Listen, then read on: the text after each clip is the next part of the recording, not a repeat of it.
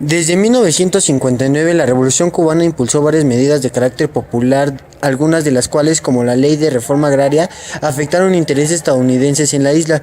Como respuesta, la administración de Eisenhower inició una agenda política dirigida a derrocar el régimen popular recién instaurado.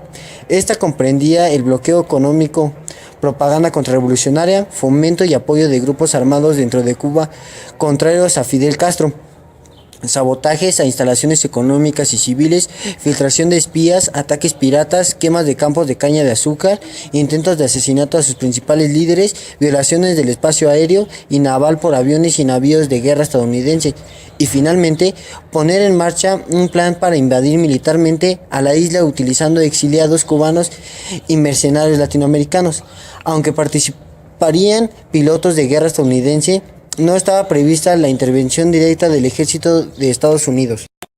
La derrota sufrida por la administración Kennedy en el intento de invadir la República de Cuba, utilizando un desembarco de disidentes entrenados por la CIA por Bahía de Cochinos. La respuesta militar desencadenada por Cuba, bajo la dirección de Fidel Castro, derrotó la invasión en menos de 72 horas. Como respuesta al fracaso de Bahía de Cochinos, Estados Unidos puso en marcha la Operación Mangosta. Esta constituía, entre otras cosas, un plan secreto de invasión militar a Cuba, pero ahora de manera directa utilizando el ejército estadounidense. Se planeaba iniciar el conflicto mediante una provocación tipo Maine, que tuviera lugar en la base naval de Guantánamo o en las aguas jurisdiccionales de Cuba. Los servicios de inteligencia de la Unión Soviética detectan el plan de invasión militar inmediatamente y notifican a Cuba.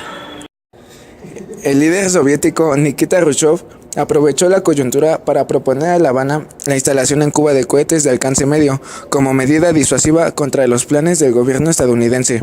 Fidel Castro entra en desacuerdo y le dice que con ese propósito es preferible un acuerdo militar entre Cuba y la URSS. En dicho tratado se establecería que una invasión a la República de Cuba sería equivalente a un ataque directo a la Unión Soviética. Pero Jrushchov no estuvo de acuerdo e insiste en que la instalación de los misiles no solo serviría para proteger a Cuba, sino también para aumentar la capacidad defensiva de todo el bloque socialista. El líder cubano acepta, pero sugiere que el traslado y la instalación de los cohetes se realicen de forma pública. Sin embargo, los soviéticos se niegan a hacerlo antes de que los cohetes queden operativos. Por su cercanía a Estados Unidos, una base de misiles de este tipo potencialmente podía vulnerar a aquel país, compensando la escasa provisión soviética de misiles de alcance intercontinental, igualando así la amenaza que significaba para el pueblo soviético los misiles estadounidenses emplazados en Turquía, estado fronterizo con la URSS y la República Federal Alemana. Por ello, el líder soviético Nikita Jrushchov y su gobierno decidieron asegurar la isla con la instalación de bases de misiles con capacidad para alcanzar a Estados Unidos y dispuestos para llevar cabezas nucleares. Daban así un paso más en la carrera armamentista que caracterizó el periodo de la Guerra Fría entre estas dos potencias. La Operación Anadir fue el código utilizado por la Unión Soviética para una operación secreta destinada a desplegar misiles balísticos, bombarderos y una división de infantería mecanizada en Cuba y crear una fuerza capaz de prevenir o defender de una invasión a la isla por parte de las Fuerzas Armadas de los Estados Unidos. Tras el fracaso de la invasión de exiliados cubanos patrocinada por Estados Unidos en la Bahía de Cochinos, el gobierno soviético dispuso en mayo de 1962 establecer una fuerza militar en suelo cubano bajo el mando operativo de general Isaac Filo, veterano oficial condecorado de la Segunda Guerra Mundial.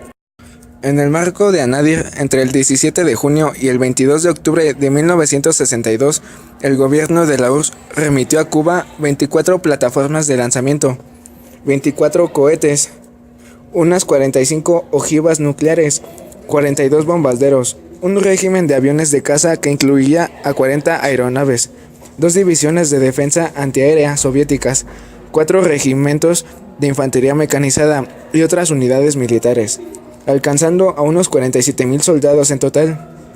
Nikita Jrushchov, líder del gobierno soviético, ordenó que el despliegue bélico se realizara de modo discreto, en contra de los deseos del gobernante cubano Fidel Castro, quien había solicitado un despliegue político con fines de propaganda.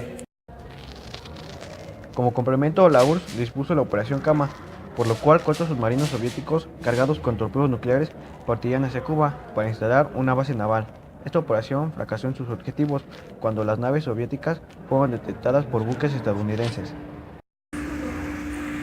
Los soviéticos habían subestimado la capacidad de los servicios de inteligencia de los Estados Unidos, que no tardaron en detectar la presencia de las bases de misiles mediante violaciones del espacio aéreo cubano con aviones espías U-2. Comienza la crisis. La instalación de misiles nucleares por parte de personal militar soviético en Cuba fue descubierta por las fotografías de un tipo especial de avión espía estadounidense, el U-2, en vuelo sobre Cuba a mediados de 1962. Analistas de la CIA señalaron al presidente John F. Kennedy que las estructuras fotografiadas en Cuba parecían corresponder a instalaciones de misiles, todavía no operativas, pero pronto lo estarían, lo cual significó para el gobierno de Estados Unidos una gran preocupación por cuanto apenas 200 kilómetros separaban al territorio estadounidense, específicamente la península de Florida, de las costas cubanas. El sábado 27 de octubre de 1962, la defensa antiaérea soviética estacionada en suelo cubano logró detectar e interceptar un avión espía estadounidense tipo U-2 que fue derribado por un misil tierra-aire cuando espiaba el oriente de la isla de Cuba, aumentando aún más la tensión, pero en la mañana del mismo día 27 de octubre, Khrushchev propuso a Kennedy el desmantelamiento de las bases soviéticas de misiles nucleares en Cuba, a cambio de la garantía formal y pública de que Estados Unidos no realizaría ni apoyaría una invasión al territorio cubano. Además, la propuesta soviética establecía que los Estados Unidos también deberían a cambio ejecutar el desmantelamiento de las bases de misiles nucleares estadounidenses situadas en territorio de Turquía, país fronterizo con la URSS. También se pedía el retiro de los misiles PGM-19 Júpiter que los estadounidenses mantenían en el sur de Italia.